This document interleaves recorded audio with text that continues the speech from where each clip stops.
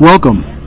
I am Special Operations Supervisor Eric Laverne with the Strategic Communications Branch here in San Diego Sector.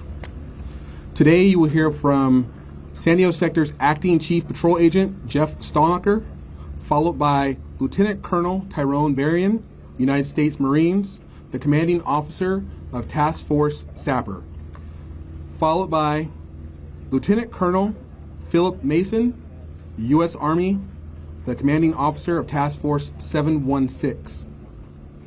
After their remarks, we will open it up to a short Q&A. Upon completion, we will allow you to enter the enforcement zone to capture B-roll and for quick stand-ups with the public affairs team. Please remember to silence your phones. Thank you. And we'll get started. Chief?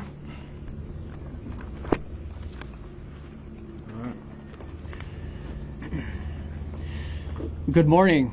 Thank you for coming down to the border today and allowing us to take a moment to highlight a truly astonishing collaborative effort between the United States Border Patrol and the Department of Defense.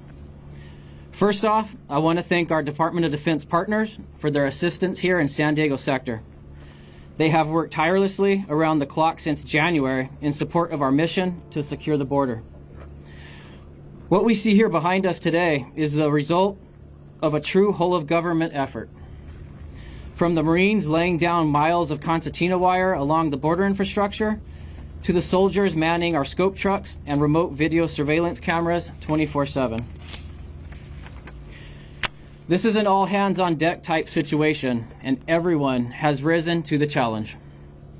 While we continue to see people attempt to illegally enter the country between the ports of entry, the addition of the concertina wire has significantly slowed down illegal entries where deployed, providing the border infrastructure system with yet another layer alongside the current barriers, stadium lighting, and technology. I would be remiss if I did not also mention the increased support with prosecutions from our local United States Attorney's Office. They have accepted over 1,000 criminal cases this fiscal year alone. I must also mention the support by the government of Mexico. Their continued efforts to create a safe, secure, and prosperous border have directly benefited us here in San Diego. As you all know, last fiscal year was a record-setting year for our sector. Though our sector accounts for just 3% of the total southwest border, we ended the year with over 324,000 apprehensions.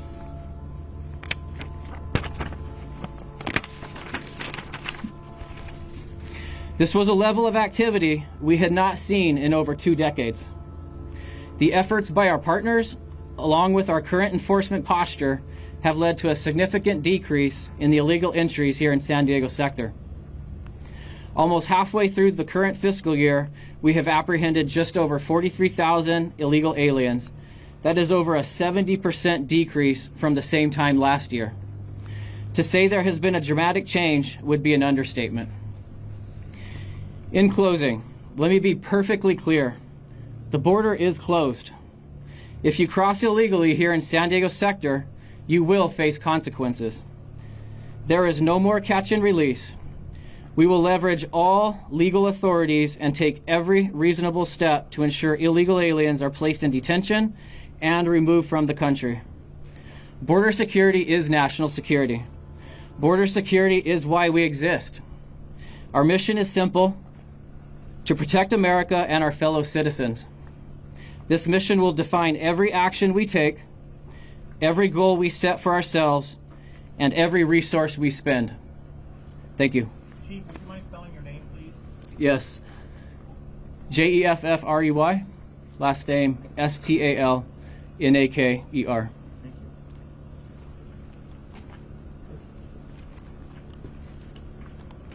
Thank you, Chief. Now you'll hear from Lieutenant Colonel Tyrone Berrien.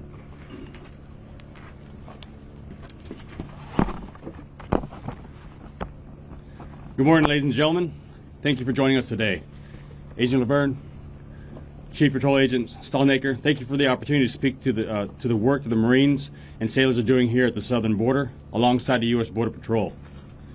As the commanding officer of Task Force Sapper, I'm proud to share the work and critical role the Marines and sailors from the task force have played supporting Border Patrol to protect the territorial integrity of the United States. Task Force Sapper comprised of 500 Marines and sailors from the 1st Marine Expeditionary Force deployed on 23 January 2025 to carry out missions as directed by U.S. Northern Command and now Joint Task Force Southern Border. Since our arrival, the task force has been committed to working with the U.S. Border Patrol to achieve and maintain full operational control of the border. The mission of Task Force Sapper here is straightforward. The Marines have been tasked with providing engineering support to the U.S. Border Patrol, reinforcing the existing primary and secondary barriers. We've emplaced miles of concertina wire as part of an obstacle design that is welded permanently to the existing primary and secondary barrier along the southern border. The concertina wire creates an obstacle that disrupts any type of activity or attempts to cross over the top or through the barrier. We've worked in coordination with U.S. Border Patrol to create the obstacle design that's effective with deterring or slowing down illegal entry, ensuring the U.S. Border Patrol agents had the ability to respond in real time. Our engineers have been working side by side with U.S. Border Patrol agents, using their skills and expertise to enhance the capabilities of the border security infrastructure. But it's not just about building physical barriers. The interoperability we've built with U.S. Border Patrol has gone far beyond the engineering side. What you see behind us today is the result of that partnership. Every effort, every decision made has been to enable the U.S. Border Patrol in protecting and maintaining the territorial integrity of the United States. And as always, we've remained agile and adaptable, ready to meet any challenge head-on, alongside and in support of the U.S. Border Patrol.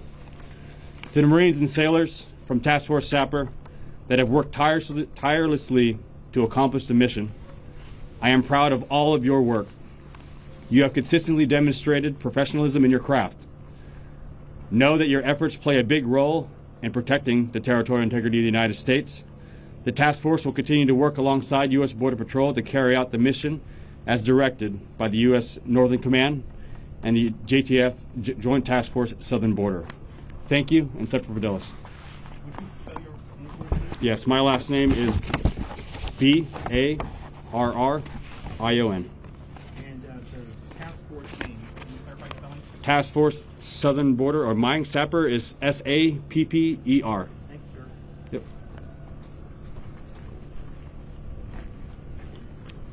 And now, Colonel Mason.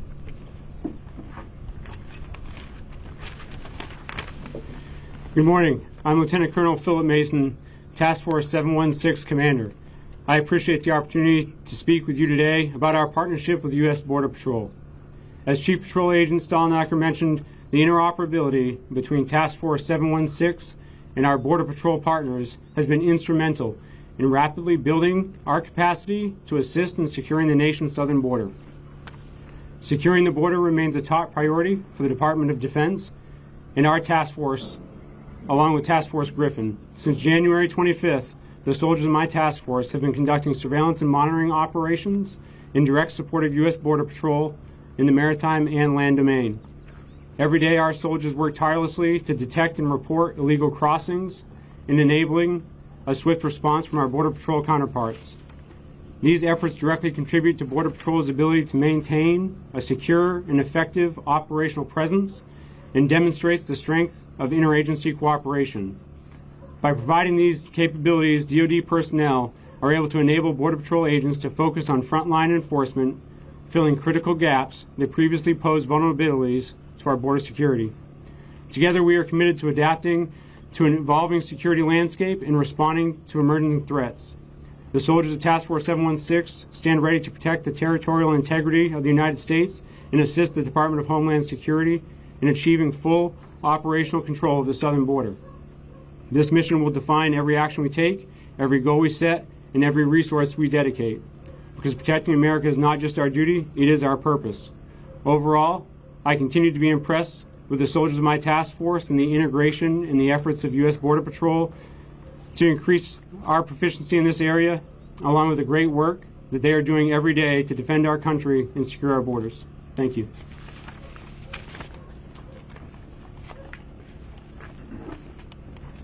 We will now open it up to questions. Please announce who the question's for, and then go with your question.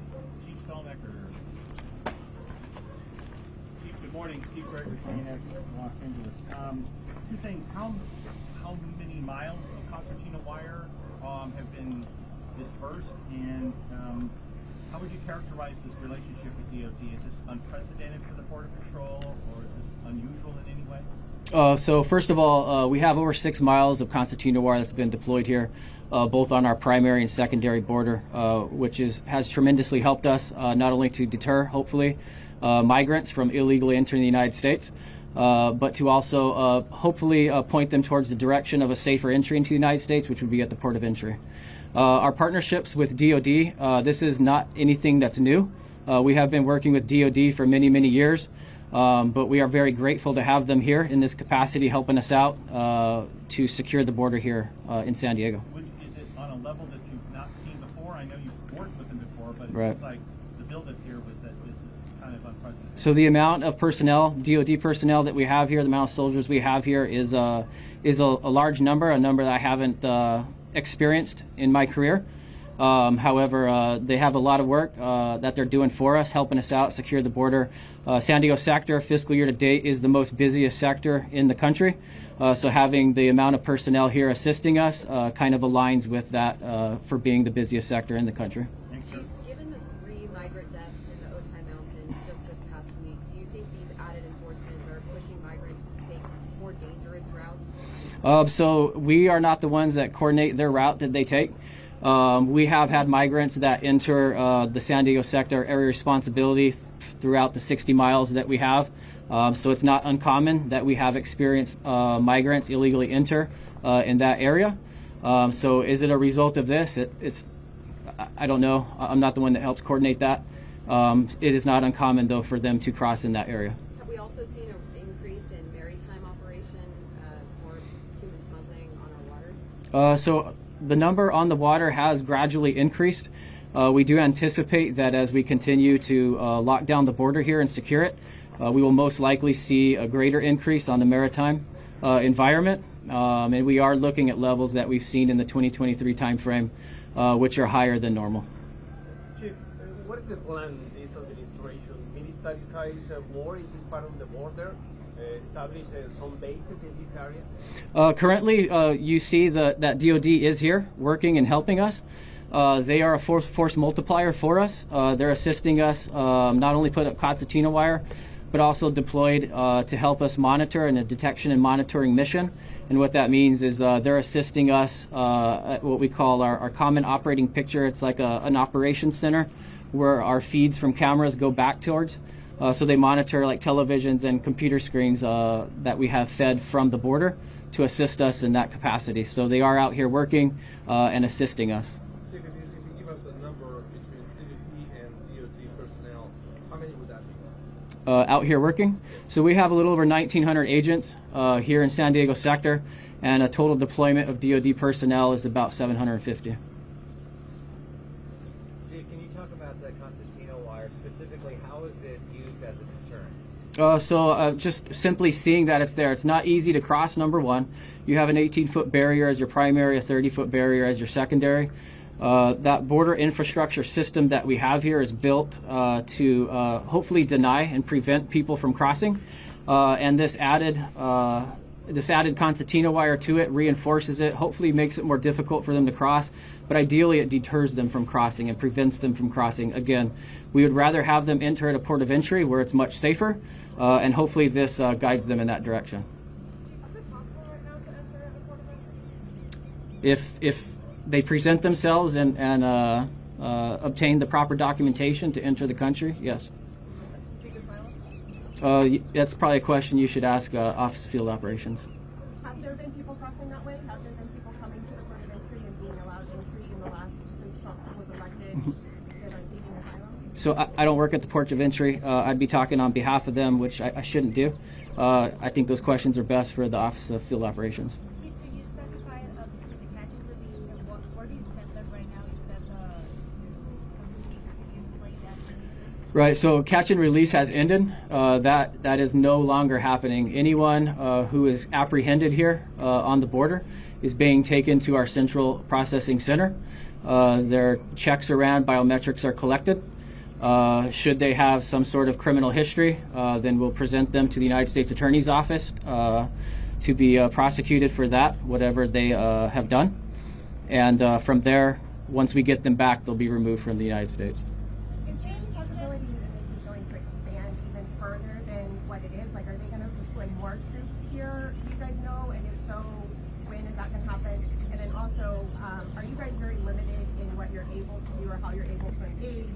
Just doing the backup work, putting up the concertina wire, and monitoring videos, or could you actually engage if something happened? If there was people trying to reach the border, could the military engage with them? So I would prefer the military to answer that. If anyone's going to breach the border in your area. Like a large group.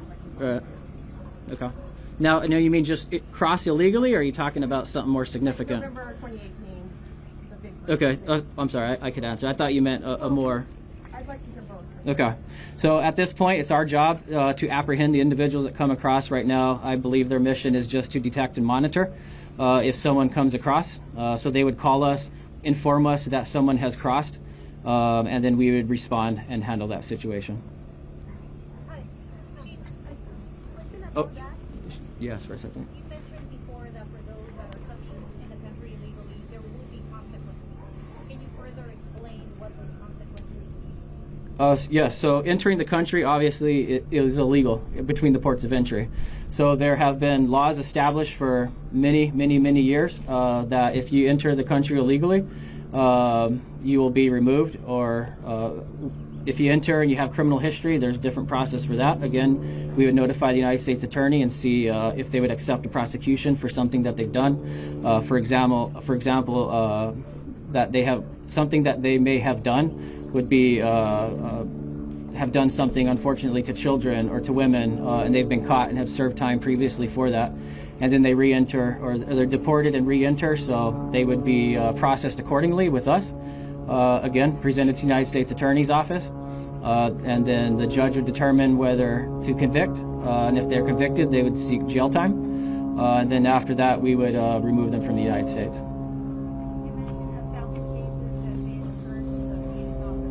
Is this from January to this date? Yes, for the fiscal year. Are you familiar with the prosecution who doesn't have a previous criminal history, or were you working on? So anyone that would be prosecuted would have most likely have a prior history. What would be the amount of time that a person that doesn't have criminal charges tries to enter the United States?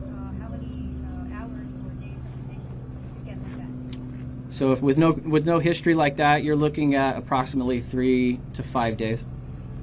The Trump administration has been talking about a military installment in the buffer zone in New Mexico. Is there any chances that that might be implemented here in the southwestern border? I'm not aware of anything happening here.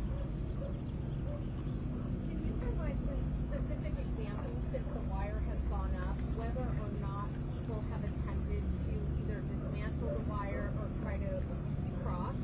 Yes, there have been cases already where individuals have tried or have cut the C wire, and we have already provided maintenance on that to fix it.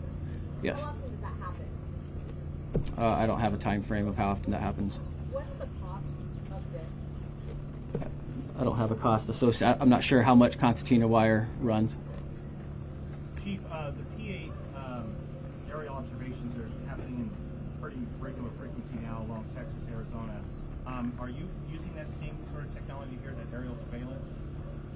What kind of aerial surveillance? That P8 jet out of I think Davis-Monthan and Omaha. Oh, with Air and Marine. So we do have Air and Marine local here who does fly aircraft here, and they also work in our maritime environment. So we do have them flying aircraft in our area responsibility. And then what type of intel are they providing on the ground? Should they see something, they can absolutely let us know what they're seeing here. We can respond to any sort of law enforcement event. That's in a real-time environment, right? Yes. How long will military personnel be here? Is there a threshold for apprehension? What can you plan moving forward? I have not been told of an end date. That has not been shared with me. For the CDC Home app, is CDC doing something like So the CBP app is not something in my purview. That is not something that I deal with here as a Border Patrol. Do you offer any numbers of, like how many migrants you're apprehending a week now and how many gotaways you're doing? Yep. So for a fiscal year to date, we've apprehended just over 43,000 individuals illegally entering the United States. Right now, we're averaging somewhere about 30 to 40 a day apprehensions. And that's for the sector? Yes, ma'am. Were there any other recent tangible changes along the southwestern sector other than this barbed wire, in addition to the troops coming in? What are some of the tangible shifts that we've seen in the last few months? So again, the deployment with the DOD here, so they're putting up the concertina wire, which is extremely helpful, but they're also providing a detection and monitoring type mission. Again, what that means is that we usually have an agent sitting in a vehicle with a camera on it. They have to sit in that vehicle and monitor the activity that they're looking at. With DOD personnel here, they're able to now sit in that vehicle and we can deploy that agent back to the field to provide the maximum amount of agents to the border to be able to interdict anyone who's illegally crossing the United States. Sir, with more law enforcement here on the ground, we've seen those numbers drop significantly, but have we seen a trend really in cartel activity, and what are you guys doing to curb their actions here in the United States? Yeah, so the numbers have dropped. That's the activity that we see here as Border Patrol. The numbers that were coming across last year were drastically higher. We had just over 324,000 apprehensions here in San Diego, and now that number fiscal year to date has dropped to just over 43,000 apprehensions. Again, that's about a 70% decrease in what we're seeing here, and that's the impact that either we've had or something has changed on the south side that I'm not aware of. However, yes, having more agents out here is going to give us the greatest opportunity to be able to detect illegal entries here and keep America safe. Have we seen the cartel's business strategy, though, adjust accordingly to the efforts we're seeing here? Other than the decrease in the amount of migrants coming over, I'm not aware of anything else.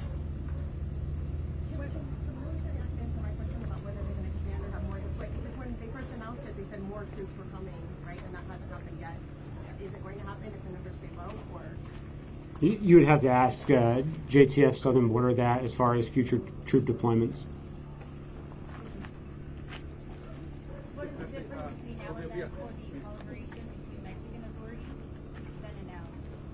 What's the question again? The collaboration with Mexican authorities, could you explain what is Yeah, so we have a very, very good relationship with our Southside partners. We have our agents going south a few times a week in order to have face-to-face conversations with them, share information with them, let them know kind of what's happening, where we could use their deployments to assist us. We also conduct mirror patrols with them, and what that is us driving on the north side of the border wall and them driving on the south side and kind of patrolling the border together in order to identify any illegal activity going on in that area. So the partnerships with them are really, really good. What do you call them, mirror patrols? Yes, ma'am. Chief, can you tell us a little bit about the second deployment of the U.S. destroyer that will be joining the U.S. bravely? I'm not aware of any information regarding that, sir. Chief, out of the 30 to 40 a day that you're apprehending, about how many of those have criminal histories in the United States? I don't have an average. It all depends on who's crossing. There's not an average per se of X amount of criminals crossing, but we have over 1,000 fiscal year to date. Can you provide any insight into any sort of apprehensions or operations against vigilante groups, those that particularly prey on migrants trying to cross the border? Have you seen any increase in any sort of arrests of those types of people? No, ma'am. Chief, it was announced that several temporary processing facilities were going to close along the border. Is that the case here in San Diego? Yes, ma'am. We just shut down our central processing center just a few days ago. Was that an OPEC? Near Pogo. You mentioned 30 to 40 a day now. How does that compare to a year ago a day? Yes, ma'am. A year ago, we were seeing somewhere between about 1,200 to 1,400 illegal entries every day. Can you explain the numbers about how that, from what I've read, has decreased towards the end of the year of last year? What's your question again? You said what is about 1,400 a day comparatively to today to last year. What about in the fall? What was that number at? So it has slowly decreased since the fall time frame, but not to the numbers that we're seeing today. We're still seeing a few hundred in the fall last year, and now we're seeing a significant difference right now. You said you just shut down the central processing center in San Diego, so Good question. So at each station we have 5 Border Patrol stations here on the border. We have 2 up north on highway, one on Highway 15, one on I-5. So we have processing centers in our Border Patrol stations as well. The reason why we had the central processing center previously was just due to the amount of illegal aliens that were crossing into the United States. That flow was more than we could handle at the Border Patrol stations. So therefore we leased the soft side facility or the central processing center in order to be able to handle that amount of illegal aliens. So is the closure because of the decrease in numbers, or is that a distance? So both. To be good stewards of taxpayer money, it costs a good amount of money to be able to lease that. But also, since the numbers are lower, we're able to now handle that amount of activity at our Border Patrol stations. And projecting out, do you look at numbers ahead of time, given the current trends right now in your apprehensions? Do you project on how you'll end the fiscal year? The only way I could project that, sir, is to just take what we're seeing now and apply that across the months ahead of us. Only one has been shut down, the 5, the rest of them are still open? I'm unaware of what other sectors or what state the other sectors are in right now.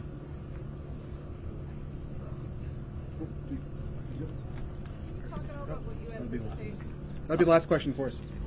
Talk about what you anticipate as it starts to get warmer and we get closer to summer.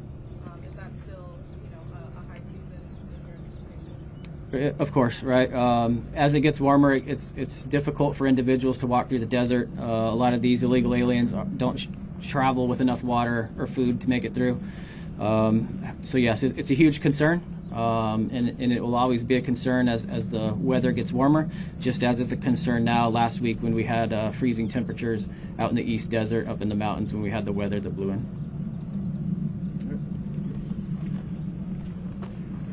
All right, that will conclude the question and answer. Now we will head into the enforcement zone. You will be allowed to do stand-ups with the public affairs team and I believe the principals for DOD as well. Thank you. It's a pleasure to see you guys again. He's taking off.